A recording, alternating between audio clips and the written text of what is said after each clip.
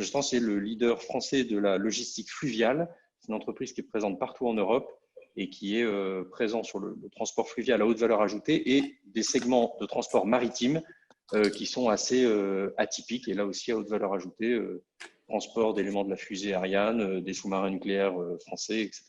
Le patron, qui s'appelle Pascal Girardet, qui a une soixantaine d'années, Pascal ne le sentait pas du tout en fait ce séminaire. Il ne se sentait pas de faire déplacer ses 110 managers au Havre, où est encore aujourd'hui le siège de l'entreprise, et il ne se sentait pas de faire un séminaire en digital. Il a un patron de business, Mathieu, qui dirige toute l'activité fluviale. Du coup, Mathieu avait expérimenté un peu des modalités d'animation. Lors de cette expérience, il dit « Ah, mais il y a quand même peut-être quelque chose à faire ». Et puis, on s'appelle et du coup, on y va, quoi. On organise un rendez-vous avec le patron.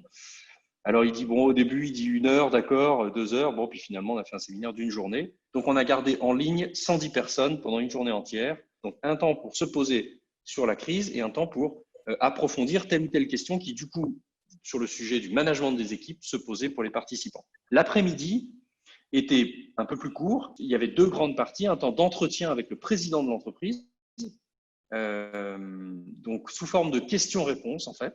Et puis ensuite, un temps de découverte. On avait organisé des stands en virtuel et donc un temps de découverte d'un certain nombre de projets qui étaient en cours, de sujets d'actualité, d'événements qui s'étaient passés, etc.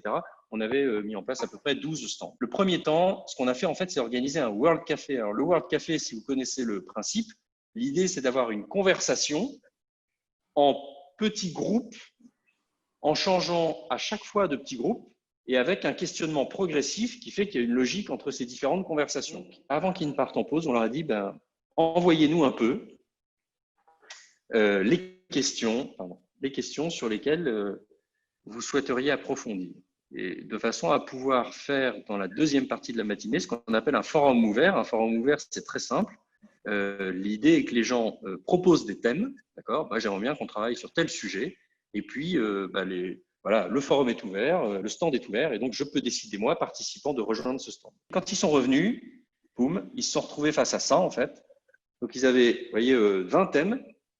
Et puis, avec un numéro, on leur a dit, indiquez, renommez-vous, comme vous l'avez fait tout à l'heure pour certains d'entre vous, renommez-vous sous Zoom, renommez votre nom, et mettez en premier le thème vers lequel vous voulez être dispatché. Et donc, ils ont choisi leur thème. Et ensuite, Stéphanie, qui était à la manœuvre, les a dispatchés dans leur salle. Voilà. Avant qu'ils aillent déjeuner, ils sont revenus, donc ils ont pu regarder un peu ce qui s'était dit dans les autres salles sur des thèmes sur lesquels ils n'avaient pas pu, eux, contribuer. Et on a fait là une séance comme vous voyez, comme une table ronde dans un séminaire en live, quoi. Voilà. On voyait juste leurs 3 visages et Pascal qui répondait aux questions qui, au fur et à mesure, étaient posées par Mathieu et Sophie. C'était vraiment un beau moment, quoi, où Pascal a dit plein de choses importantes et structurantes. C'était étonnant que ce beau moment ait lieu là, comme ça, en virtuel. On avait affiché une slide où il y avait les 12 thèmes qu'ils pouvaient choisir. Il y avait 12 présentateurs qui les attendaient en sous-salle. Vous voyez, sous Zoom, on peut créer des sous-salles et donc virtuelles. Donc, les présentateurs les attendaient dans les sous-salles avec leurs praises ouvertes. Et puis, comme ils en ont redemandé, eh bien, on a fait un deuxième round. Donc, comme outil, on a utilisé Zoom et heureusement, c'est un conducteur technique que j'ai fait et qui est important d'avoir quand on fait un événement de ce type pour justement gérer toutes les phases, être bien prêt à diffuser les bons messages au bon moment et d'utiliser les bons outils au bon moment. Donc, comme outil, on a utilisé Zoom déjà, bien sûr, et je crois que pour faire l'événement tel qu'on l'a fait, c'était vraiment l'outil adapté. On a utilisé deux outils pour contribuer. Le premier, ça a été Klaxoon. On l'a utilisé pour récupérer les sujets du forum ouvert et on les a également utilisés pour faire des sondages un peu dans la journée et des nuages de mots pour voir dans quel état d'esprit repartaient les participants. Pour le World Café et les synthèses des ateliers, on a décidé de garder Google Slides. On a beaucoup utilisé Klaxoon et on a utilisé le meeting de Klaxoon qui permet d'intégrer avec une seule adresse plusieurs activités. On a utilisé le brainstorm pour le forum ouvert. On a utilisé effectivement, à un moment, on a demandé dans quel état d'esprit étaient les participants. Plutôt que de décider nous, ils vont décider eux. Et donc, on leur a demandé s'ils avaient encore de l'énergie pour un deuxième atelier. Et puis, bien sûr, on a utilisé pour faire en fin de journée l'évaluation pour savoir comment les personnes avaient vécu la journée. La préparation était énorme, en fait. Il a fallu gérer pas mal de trucs, notamment, Stéphanie, tu as évoqué ça. Vous savez, Zoom, il y a quand même il y avait quelques inquiétudes. Il y a des entreprises qui refusent d'utiliser Zoom. Il y a eu un contact avec la direction informatique ces choses chez Sogestran. Et en fait, le patron d'informatique s'était vachement renseigné avant qu'on fasse les choses. La seule requête qu'il avait, la seule requête entre guillemets, c'était effectivement que les gens se connectent via leur adresse mail. La procédure a été un peu lourde en amont. Par contre, effectivement, personne ne peut s'inviter. On a eu un grand débat pour savoir si on utilisait pour le forum ouvert et le café Google Slide ou Klaxoon. Stéphanie vraiment poussé pour qu'on utilise Klaxoon. En fait, ce qui est intéressant, c'est que moi, je le sentais vraiment pas Klaxoon, en fait. Et en fait, c'était moi le patron, quoi. Et c'est super important que le leader, il soit confort avec les outils qu'on utilise, quoi. Et du coup, on a choisi d'utiliser Google Slide. Et donc, ce qu'on a fait, c'est qu'on a dit une seule personne se connecte au document pour le remplir. Donc là, on avait évité le bug lié au fait qu'il y avait 100 personnes qui potentiellement contribuaient sur le document. Ce qu'on n'avait pas anticipé, c'est que quand vous connectez 110 personnes à un document Google Slide, en fait, ça bug.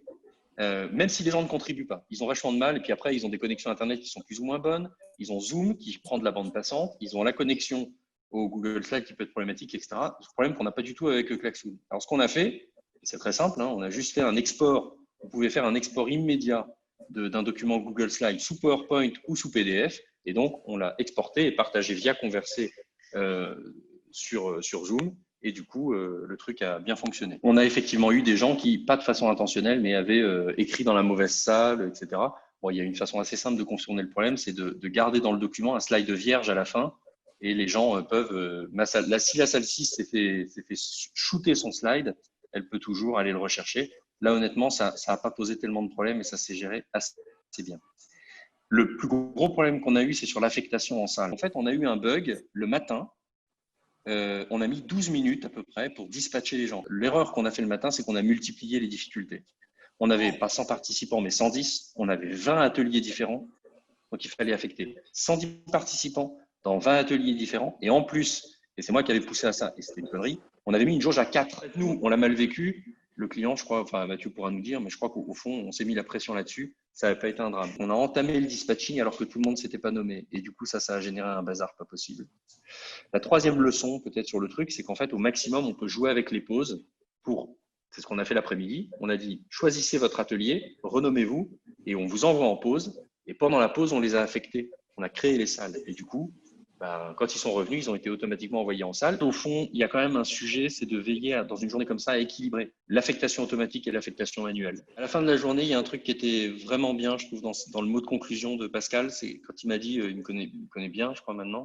Il a dit en tout cas, là, Jean-Gabriel, seul, vous n'y seriez pas arrivé. On a eu, vous voyez, plutôt des très bons retours, en fait.